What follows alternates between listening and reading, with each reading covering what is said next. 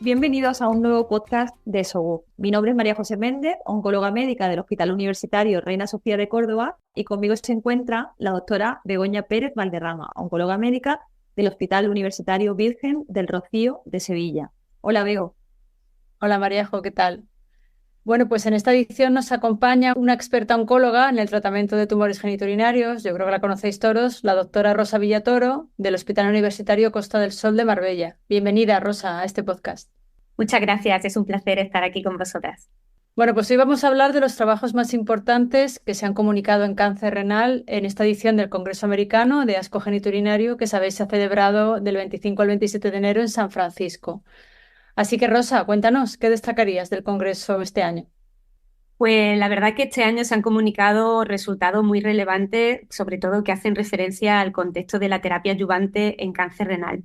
Me refiero a los estudios del CheckMate 914 y los resultados comunicados de supervivencia global del Keynote 564. ¿Por qué son importantes? Bueno, pues ya sabíamos en relación al estudio este último que comentaba, el Keynote 564, que es el estudio de pembrolizumab. Ya conocíamos que este estudio era positivo porque había conseguido que mejora la supervivencia libre de enfermedad para los pacientes que recibían pembrolizumab. Y lo que se ha comunicado en este congreso han sido resultados en supervivencia global. Es decir, por primera vez podemos ver que en el contexto de pacientes operados de cáncer renal con características de alto riesgo, pues hacer tratamiento adyuvante con pembrolizumab no solamente mejora la supervivencia libre de enfermedad, sino también la supervivencia global. Y este resultado hasta ahora nunca se había obtenido. En contrapartida a este resultado positivo, pues tenemos el CheckMate 914, como comentaba al principio. Este es un estudio de adyuvancia, pero con nivolumab. La población que se incluyó en este estudio era muy parecida al del Keynote 564. Este estudio es verdad que se diferencia un poquito del Keynote 564, del estudio de Pembro, pues en dos motivos fundamentalmente. Primero, que explora la inmunoterapia, pero en lugar de un año, como era Pembro, en este caso la explora solamente durante 6 meses. Y por otro lado, pues exploró también el valor de añadir ipilimumab a nivolumab como terapia adyuvante. Desgraciadamente, lo que se ha comunicado en este congreso es bueno, pues que hacer tratamiento adyuvante con nivolumab no mejora la supervivencia libre de enfermedad en esta población de pacientes. Por tanto, el estudio, pues desgraciadamente, ha sido negativo y hoy en día lo que se postula como el tratamiento estándar y como debe de ser el brazo control de los ensayos clínicos en pacientes con cáncer renal con características de alto riesgo es la terapia adyuvante con pembrolizumab. Bueno, Rosa, pues la verdad que conocíamos ya el resultado negativo de nivolumab adyuvante, pero bueno, ¿a qué crees que se deben esas diferencias? Que un estudio sea claramente positivo en supervivencia global y que el otro estudio, ninguno de los dos brazos, ni el de Ipinivo ni el de nivolumab, haya resultado negativo. ¿El tiempo de administración o la diferencia entre fármacos, población? Pues María José, la verdad es que resulta curioso cómo siendo los dos estudios de inmunoterapia adyuvante, tengamos un estudio positivo, el de Pembro, y un estudio negativo, el de Inmuno. Yo creo que un aspecto fundamental es que la duración de inmunoterapia adyuvante 6 meses es posible que sea un tiempo insuficiente, es decir, que a la hora de valorar una inmunoterapia adyuvante se tenga que prolongar más tiempo. Eso ha podido ser uno de los factores causantes. Luego, otro de los aspectos más discutidos ha sido que llamaba la atención que en el estudio de nivolumab se hubieran esperado más tasas de recaídas en el brazo control, en el brazo de placebo, y sin embargo, a 2 años no se había encontrado la tasa de recaídas esperado, ¿no? Y ya en tercer lugar, no sabemos en qué medida, ¿no? Siendo los dos fármacos anti-PD1, pues tal vez no son iguales y por tanto no funcionan a lo mejor igual en el contexto adyuvante, cosa que en el contexto de enfermedad metastásica, enfermedad avanzada, pues tanto nivo como pembrolizumab tienen su tasa de eficacia demostrada, ¿no? Pero en el contexto de adyuvancia, pues no ha sido así. Entonces creo que en conjunto lo que hace que pueda abarcar la diferencia entre estos dos estudios de adyuvancia. Oye, Rosa, bueno, después del keynote que tiene supervivencia global, parece que en todos los subgrupos, aunque bueno, hay alguno que no alcanza significación, pero es verdad que la N es pequeñita y tampoco se pueden sacar grandes conclusiones. ¿Se lo empezamos a ofrecer a todo el mundo ya por estos resultados en supervivencia global? ¿Había algún subgrupo de pacientes al que tú no se lo ofrecerías? Yo creo que es difícil tomar decisiones basándose en los subgrupos, cuando el estudio está diseñado para una población en conjunto, donde había unos factores de estratificación, que en este caso era pues M0 o si eran pacientes con enfermedad metastásica resecada dentro de esos primeros 12 meses, otro factor de estratificación era COS01 y otro era población estadounidense versus los demás. Es decir, aún así, porque luego en ese análisis por su grupo, curiosamente, la población estadounidense, su hazard ratio para supervivencia global, el límite superior supera el 1, pero bueno, creo que no hay que tomar decisiones solo basadas en su grupo. Es decir, yo creo que pembro adyuvante hay que ofrecérselo en general a la población que cumpla los mismos criterios del ensayo. Creo que ningún subgrupo concreto debería de quedarse excluido. Estos son pacientes con cáncer de células claras, ¿no? Por supuesto, no me refiero a otra histología y que cumplan las características de alto riesgo, ¿no? Y ampliamente el estudio, después de 57 meses de mediana de seguimiento, demuestra ese beneficio en supervivencia libre de enfermedad y además en supervivencia global. Y además, bueno, hay que tener en cuenta que es la primera vez que una inmunoterapia, que un anti-PD-1 es capaz de demostrar ventaja en adyuvancia en supervivencia global en un tumor sólido. Es decir, que en el fondo estamos empezando a palpar algo que antes no lo teníamos, ¿no? Entonces creo que sí, no veo que haya ningún subgrupo que se quede excluido de esto, ¿no? Aunque los subgrupos hay algunos, ¿no? Que sobrepasen el uno. Pero bueno, en el fondo ya sabemos que eso sirve para las hipótesis. Total. ¿Cuál crees tú que debe ser el tiempo a esperar en caso de que el paciente recaiga para volver a tratar con inmuno? La verdad es que no lo tengo claro. Yo no sé si hay alguien que tenga realmente claro ese intervalo libre de tratamiento sin inmunoterapia para considerar que el paciente vuelve a ser inmunosensible, ¿no? De alguna manera, o que el retratamiento o el rechallenge con ese inmuno puede volver a funcionar. Yo creo que lo ideal sería, pues, al menos un año. Pero bueno, hay quienes dicen 3 meses, 6 meses. Para mí no me parece que ese tiempo sea adecuado, pero entre 6 meses en adelante y a partir de un año, pues uno creo que sería un retratamiento un poco más fiable, pero aún así no lo tengo claro. No sé si tendremos en algún momento algún biomarcador, algún estudio que nos diga cuál es el intervalo libre para considerar ese tiempo, ¿no? Para poder retratar con inmunoterapia. Bueno, difícil será eso, ¿no? No sé. Me imagino que un poco la experiencia nos irá diciendo cómo seguir, ¿no? Si seguimos con TKI solo, hacemos TKI inmuno, si merece la pena retratar, ¿no? Claro, yo creo que todo dependerá de cómo recaigan estos pacientes de adyuvancia. A lo mejor primero, que ya sabemos que un porcentaje se van a curar, ¿no? Luego tendremos ese otro porcentaje de pacientes que van a recaer a lo mejor durante el tratamiento. Bueno, pues ya sabemos que esos son resistentes o refractarios. Otros que van a recaer X meses después de haber finalizado el tratamiento. Pero a lo mejor esas recaídas, bueno, tendremos que ver cómo recaen, si recaen con características de buen pronóstico o características de pronóstico intermedio pobre. Y en base a eso, pues ir tomando decisiones. Una de las cosas que para mí me llaman más la atención de los tratamientos posteriores o subsecuentes, ¿no? Que describen en esta comunicación oral, llama la atención es que hasta un 50% de los pacientes de ambos brazos, ¿no? Recibieron terapias locales, bien con radioterapia o bien con cirugía. Es decir, significa que esa progresión no debe, bueno, ojalá que así lo sea y lo veamos, no deben de ser progresiones muy explosivas, rápidas, agresivas, ¿no? Entonces, ¿por qué no? Pinta bien, ¿no? Sí, sí, totalmente, de acuerdo.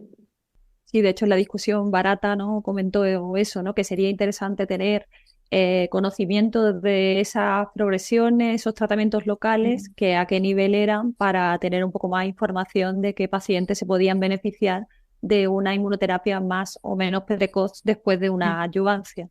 Sí. Hombre, parece claro que la radioterapia, ¿no? Se va consolidando, que teóricamente no, es un tumor radioresistente y hay muchas comunicaciones con SBRT que parece que va bien y no, parece que en la práctica clínica vamos consolidando todo el mundo el hecho de la radioterapia en enfermedad oligometastásica o enfermedad única, ¿no? Local. Bueno, Y más que radioresistente, quizás era que no daba tiempo, ¿no? A poder usar ese tipo de terapias locales, ¿no? Y ahora, al tener una mayor supervivencia a cáncer renal, pues vamos viendo que sí que se beneficia de radioterapia, ¿no? De hecho, yo creo que todos tenemos en la cabeza pacientes que hacen oligoprogresiones, que puedes tratar eso a nivel local y continuar con el tratamiento sistémico y no cambiar de línea rápidamente, ¿no?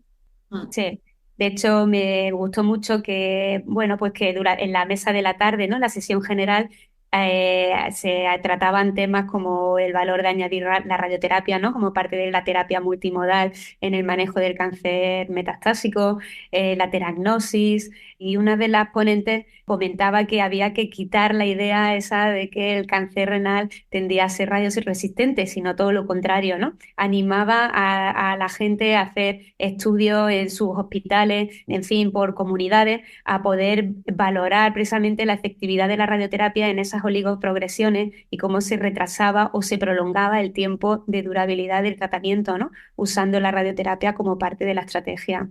Así que sí, totalmente. Pues si quieres, puedes continuar, Rosa. Otra parte importante que se comunicó en este último congreso, pues ha sido el valor de nivolumab subcutáneo. Se comunicó un estudio de no inferioridad entre nivolumab subcutáneo y nivolumab intravenoso. La finalidad era pues evaluar que la farmacocinética de nivolumab subcutáneo, así como su tasa de respuesta, no fuera inferior al fármaco estándar. Y bueno, pues este estudio resultó ser positivo, es decir, que los estudios de PK y los datos de respuesta de nivolumab subcutáneo pues no fueron inferiores, incluso se evaluó también la supervivencia libre de progresión en los pacientes que recibieron este nivo subcutáneo y tuvo una supervivencia libre de progresión en torno a 7 meses comparado con los 5, entre 5 o 6 meses de nivo intravenoso. Por tanto, resulta una fórmula, pues bueno, que probablemente pudiera llegar en un futuro a nuestras consultas. Ya sabemos el valor que tiene, o el valor, más que el valor, la comodidad que puede suponer administrar un fármaco por vía subcutánea frente a la vía intravenosa, ¿no? Con lo que eso puede suponer de descarga de trabajo para los hospitales de día. Es importante también que en esta fórmula subcutánea el desarrollo de antigenicidad no sea relevante y los estudios que se hicieron pues lo confirmaron, ¿no? No hubo ninguna reacción de hipersensibilidad ni anafiláctica con nivolumab subcutáneo. Así que también es un resultado pues muy, muy bonito. En la cuarta comunicación, el doctor Pauls comunicó los pros reportados del estudio LATESPARK 005. Resumo, el LATESPARK 005 era un estudio fase 3 de belzutifan frente a everolimus que resultó positivo a favor de belzutifan en supervivencia libre de progresión. Aquí se comunican los pros reportados por los propios pacientes. Como variable relevante de estos pros era el tiempo hasta el deterioro confirmado. Entonces, lo que se comunica es que los pacientes que recibieron belzutifan tienen un tiempo más reducido hasta ese deterioro confirmado.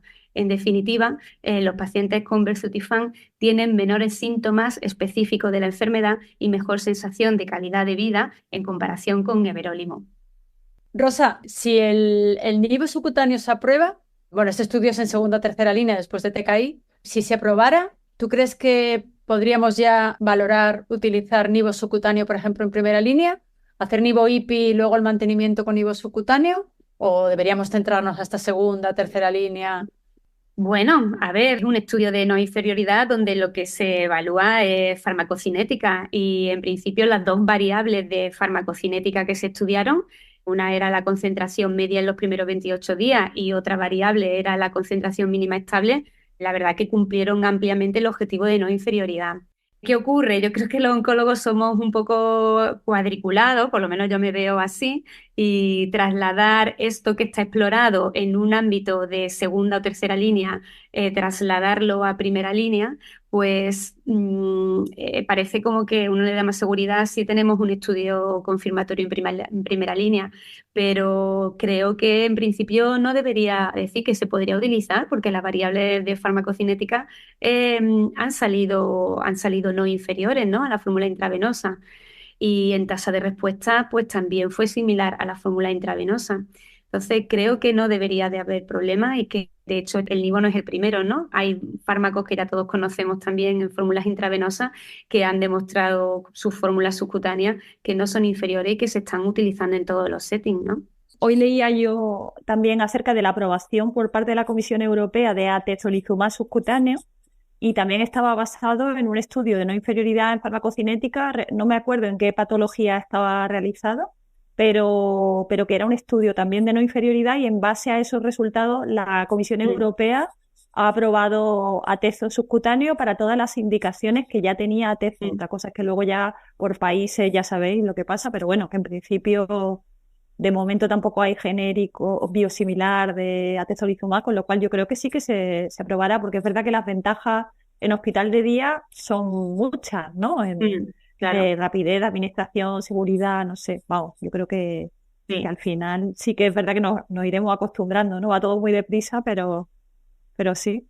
Hombre, es que es Sí, sí, como bueno, dices. los biosimilares, ¿no? Son así, es decir, los biosimilares que se utilizan en fin, tenemos muchísimos biosimilares, están basados en estudios de farmacocinética y nadie discute si funcionan mejor o peor, si consiguen mayor respuesta o no, ¿no?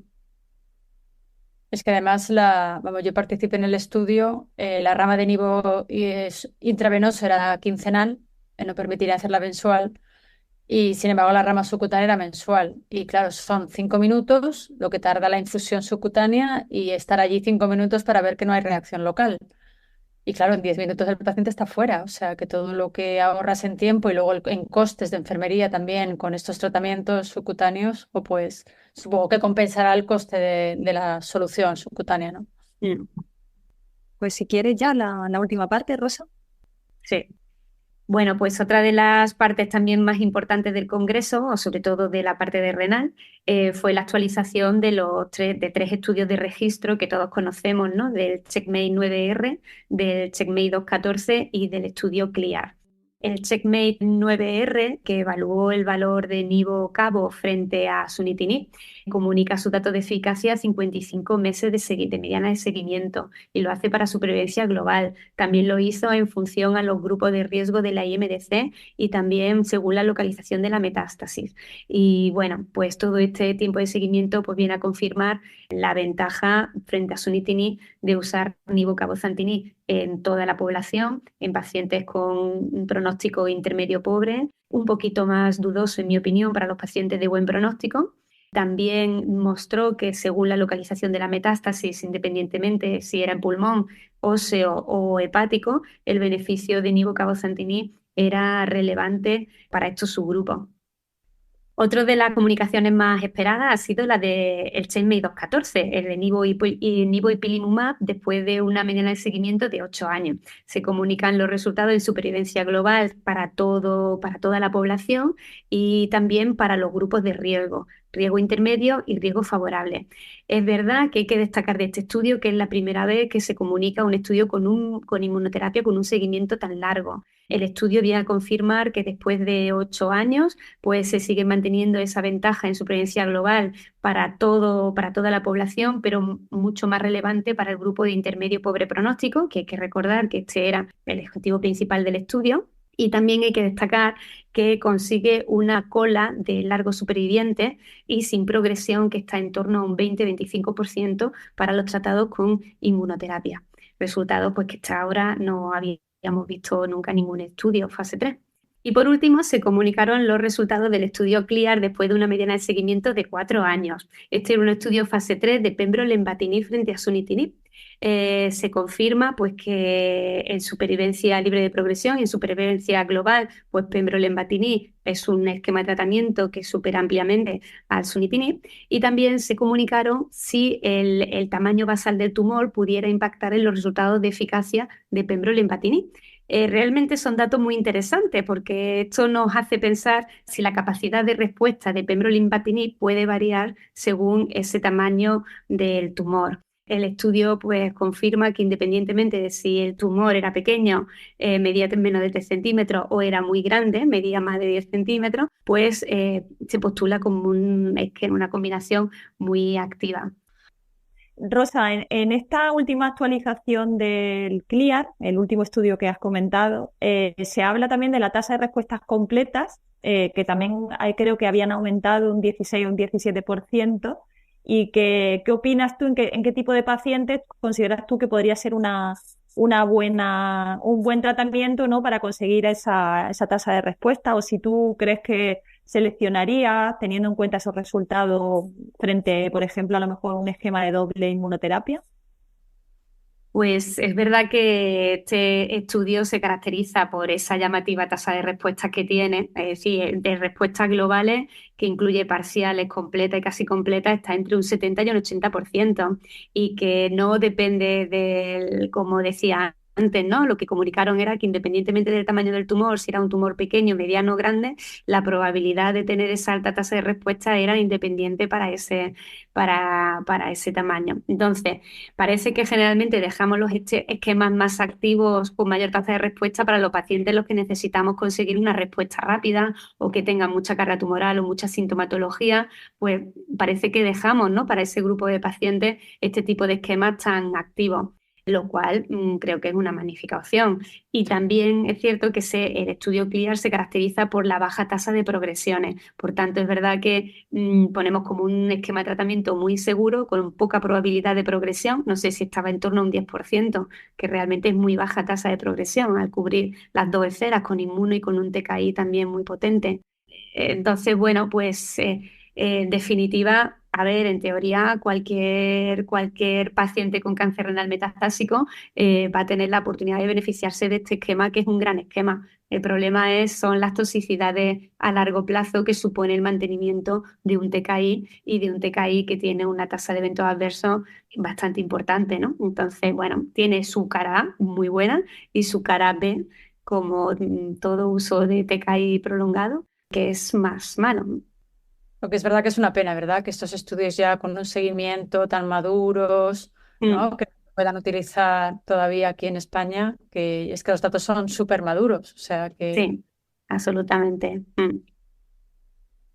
Pues muchísimas gracias, Rosa. Ha sido un placer tenerte esta tarde aquí con nosotras. Estupendo resumen. Yo creo que lo has dejado todo clarísimo. Yo creo que, Bego, si no tienes ninguna pregunta más, nos despedimos hasta el siguiente podcast. El placer ha sido mío. Muchas gracias por la invitación y poder estar con las dos.